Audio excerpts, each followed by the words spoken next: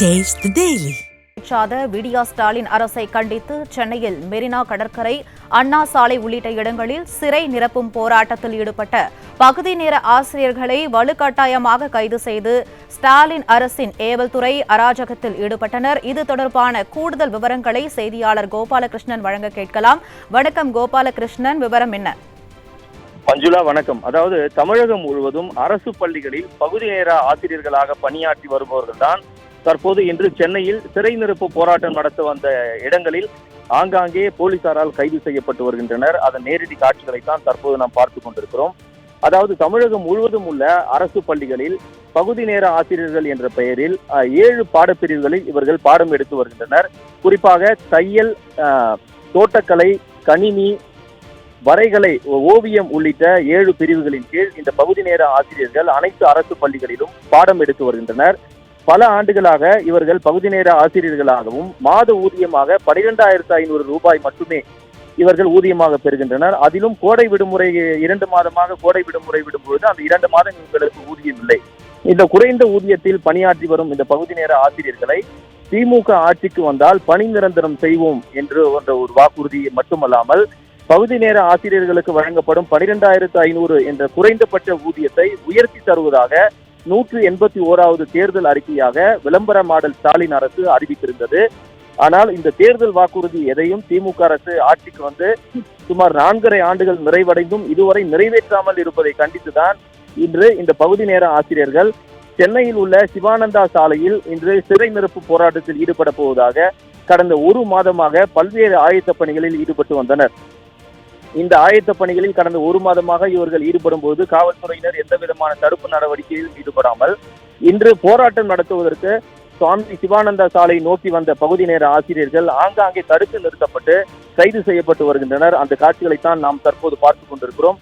குறிப்பாக மெரினா கடற்கரையில் பகுதி நேர ஆசிரியர்கள் சுமார் 50க்கும் அதிகமானோர் சுமார் 2 மணி நேரமாக சாலையில் அமர்ந்து போராட்டம் நடத்தி வருகின்றனர்.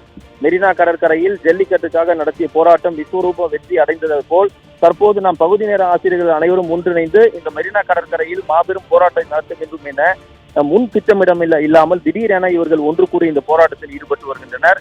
மெரினா கடற்கரையில் இந்த பகுதி நேர ஆசிரியர்கள் நடத்தி வரும் இந்த போராட்டத்தை கலைக்க முடியாமல் காவல்துறையினர் திணறி வருகின்றனர். ஆங்காங்கே 3 பேராகவும் தனித்தனியாக நடந்து வந்து இந்த போராட்டத்தில் கலந்து கொண்டு வரும் காட்சிகளை நாம் பார்த்துக் கொண்டிருக்கிறோம்.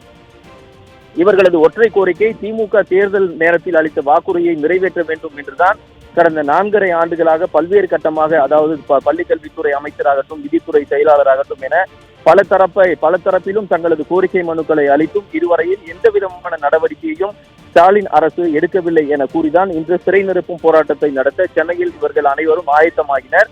ஆனால் இவர்களின் கோரிக்கையை நிறைவேற்ற தமிழக அரசு எந்தவித நடவடிக்கை எடுக்கவில்லை என்ற குற்றச்சாட்டு ஒரு புறம் இருந்தாலும் கூட போராட்டம் நடத்துவதற்கு சாமி சிவானந்த சாலையில் உரிய அனுமதி இருந்தும் இந்த போராட்டத்தை ஒடுக்கும் நோக்கத்தோடு காவல்துறையினர் செயல்படுவதாக இந்த பகுதி நேர ஆசிரியர்கள் தற்போது குற்றம் சாட்டிதான் மெரினா கடற்கரை இணைப்பு சாலையில் அமர்ந்து போராட்டத்தில் ஈடுபட்டு வருகின்றனர். இந்த போராட்டத்தில் ஈடுபட்டு வரும் பகுதி நேர ஆசிரியர்களை கலைப்பதற்கு காவல்துறையினர் பேச்சுவார்த்தை நடத்தியும் காவல்துறையினருடைய பேச்சுவார்த்தைக்கு இவர்கள் செவிசாய்க்காமல் சாலையில் அமர்ந்து அமைதியான முறையில் போராட்டத்தில் ஈடுபட்டு வருகின்றனர். காவல்துறையினருடைய கோரிக்கை என்னவென்றால் போராட்டத்தை கலைத்துவிட்டு தங்களுடன் வாருங்கள் என்று அவர்கள் கூறுகிறார்கள்.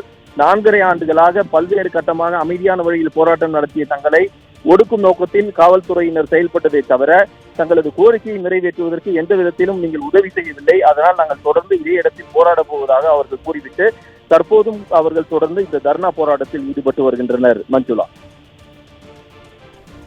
விவரங்களை வழங்கியமைக்கு நன்றி கோபாலகிருஷ்ணன். இன்னும் நாங்கள் எங்களோட கொள்கையோ இல்லை எங்கள் வேதனைகளையோ எங்களோட இதெல்லாம் நாங்கள் பேசணும் சொல்லணும் அப்படின்னு நினைக்கிறோம். அதை கூட பேச விட மாட்டேது இந்த அரசாங்கம். அது ப்ரிவென்டிங் அரெஸ்ட் அப்படின்னு சொல்லிட்டு அரெஸ்ட் பண்ணுற அரசாங்கம் ப்ரிவென்டிங்காக எங்களுக்கு ஒரு வாழ்வாதாரத்தை, ஒரு அறிவிப்பையோ எதையோ ஒன்று அறிவிச்சிருக்கலாம்ல. நாங்கள் இன்னமும் ஏமாளிகளாகவே எங்கள் பிள்ளைங்களுக்கு ஒரு எதிர்காலத்தை ஏற்படுத்தி தராம கொத்தடிமைகளாக இவ்வளவுக்கு நாங்க எல்லாமே படிச்சு தகுதியானவர்களா தான் இருக்கோம். ஏன் எங்களை இந்த அரசாங்கம் அலைக்கழிக்குது, ஏமாற்றப்படுது, படிப்படியா செய்யறன்ற அந்த இதை ஏன் எங்களுக்குள்ள கொண்டு வருது?